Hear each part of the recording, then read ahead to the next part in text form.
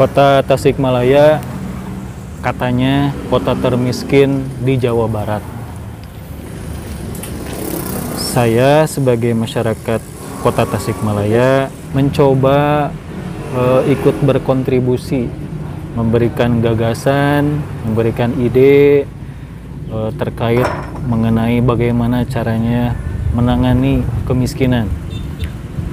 Yang saya usulkan adalah bagaimana caranya penanganan kemiskinan itu dimulai dari pembenahan data warga miskin. Nah, kemudian saya membuat contoh sistem pendataan, dapat dilihat di website fakirmiskincare.com. Silakan Anda kunjungi website fakirmiskincare.com. Di sana saya menyusun data warga miskin secara lengkap dan akurat dan transparan.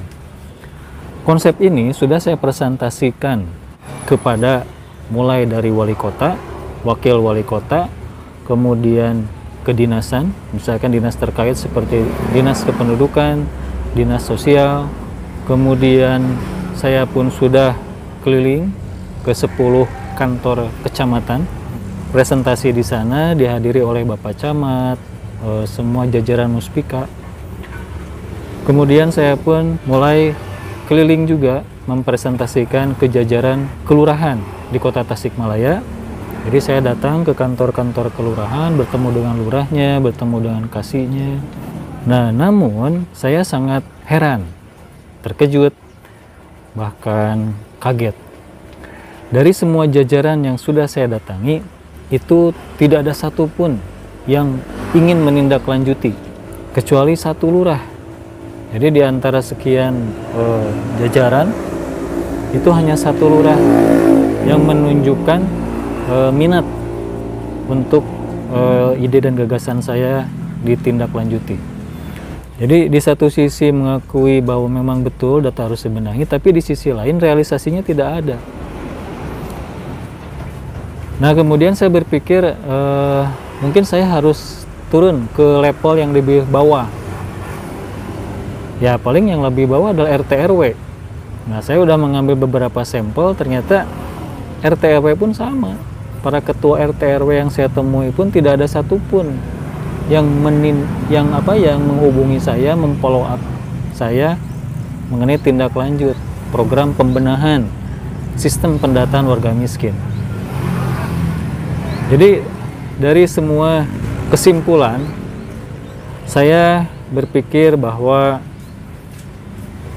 wajar saja kalau Kota Tasikmalaya disebut kota termiskin di Jawa Barat, karena action untuk membenahi data warga miskin itu tidak ada sama sekali.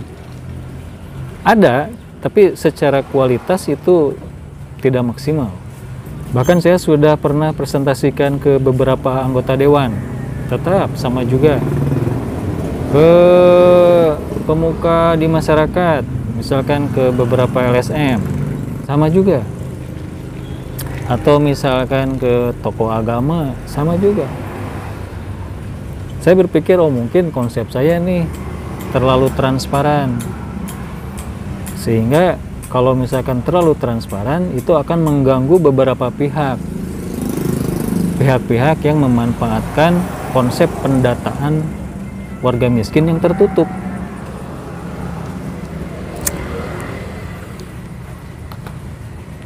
Jadi seharusnya yang namanya data itu atau data warga miskin itu harusnya terpusat. Jadi satu data digunakan oleh semua pihak. Pada kondisi sekarang kan masing-masing pihak mempunyai data. Dinsos punya data, BPS punya data, yayasan punya data, masyarakat pun punya data. Akhirnya apa? Penyaluran bantuan itu masing-masing. Sehingga penanganan kemiskinan sulit, diukurnya sulit. Nah, yang saya usulkan adalah bagaimana caranya Kota Tasik itu membangun pusat data warga miskin, kemudian data tersebut digunakan oleh semua pihak, sehingga nanti penanganan kemiskinan bisa terukur. Nah, ini yang membuat saya miris, jujur. Tapi saya akan terus berjuang.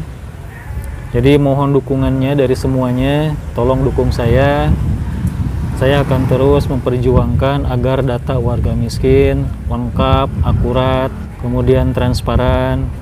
Karena jika transparan, maka akan mempersulit terjadinya perilaku korupsi.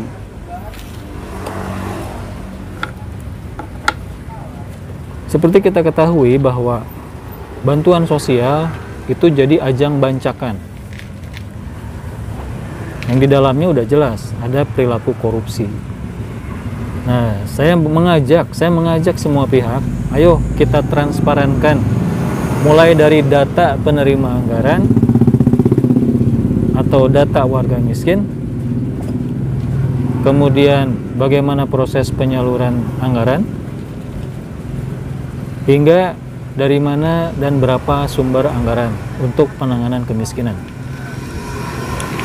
Ini sangat idealis ya, jadi sesuatu yang sulit diwujudkan. Tapi jika ada kemauan dari semua pihak, tidak ada yang tidak mungkin. Misal, bagaimana caranya data warga miskin itu dikelola oleh RT/RW dan bersumber dari RT/RW sesuai dengan Permensos. Nah, Permensos kan menyatakan bahwa data itu harus berasal dari RT/RW. Tolong dukung saya akan terus berjuang bagaimana caranya data warga miskin rapi dan akurat. Tanpa dukungan Anda, saya tidak bisa terus berjuang. Jadi sekali lagi, dukung saya. Saya Abah Caca, sampai ketemu di video berikutnya. Salam transparansi.